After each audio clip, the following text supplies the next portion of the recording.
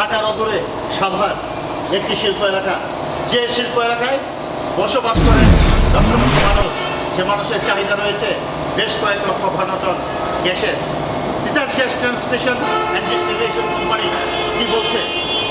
এই গ্যাস নিয়ে চলছে তেলেসমাতি। চলুন শুনি দর্শক, আপনাদের নিয়ে যাচ্ছি ক্রাইম সার্চের আজকের পর্বে।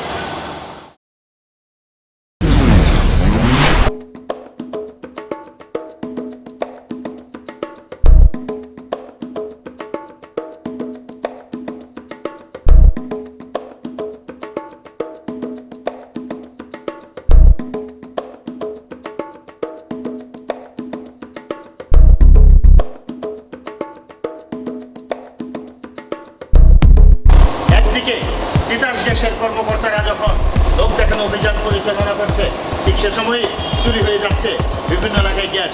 আশুলিয়া, সাভার, ফুলবাড়িয়া, আমিনবাজার, জিরাবো, পাইপাই কিংবা বিভিন্ন এলাকায় ঠিক এভাবেই গ্যাস চোরাই লাইনের মাধ্যমে চলে যাচ্ছে গ্রাহকের হাতে, আর গ্রাহকরা নগদ অর্থ দিচ্ছে এই ধরনের দালালদের কাছে। এটা যে তাদের এলাকা কোনটা থাকে? সাভারের যারা আছে এলাকা ভাগ করা সব থেকে তারা সাভারের সব এলাকায় কাছে।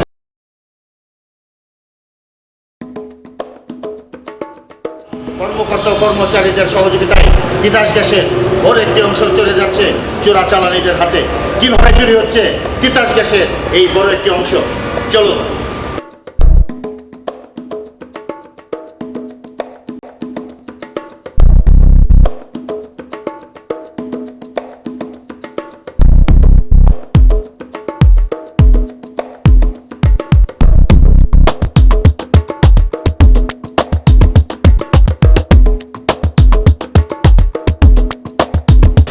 তিতাসের নিয়ম অনুসারে তিতাস যেভাবে আমাদের ফরমেট দিচ্ছে, গ্রাহক তিতাসের জন্য গ্যাসের জন্য আবেদন করেছে, সেই আবেদনের পরিপ্রেক্ষিতে যা যা প্রয়োজনীয় সব কিছু সম্পন্ন করার পরেই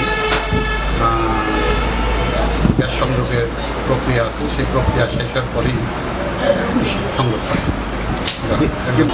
এটা আমরা চেষ্টা করছি, অনেক লাইসেন্স ছাড়া যারা আছে তাদের গ্যাসের কাজের সাথে কোনো সম্পৃক্ততা থাকারই কথা না।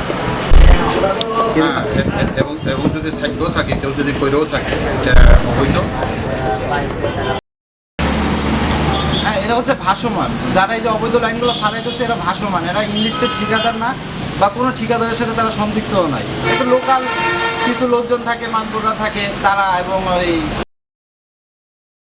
কথা বলতে হলে কি দেখা গেছে যে গ্যাসের কাজ আপনার একটা কোম্পানি আছে, আপনার কোম্পানিতে 5 জন লোক আছে, সে আপনার থেকে কাজ শিখলো, সে তো আর তিতাসের ডকুমেন্টসধারী না, আপনার পার্সোনাল একজন কর্মচারী। তখন সে আপনার কাছ থেকে চলে গেল, সে তো কাজ তো শিখে গেল কীভাবে কাজ করা যায়, তখন তো সে লিস্টের বাইরে।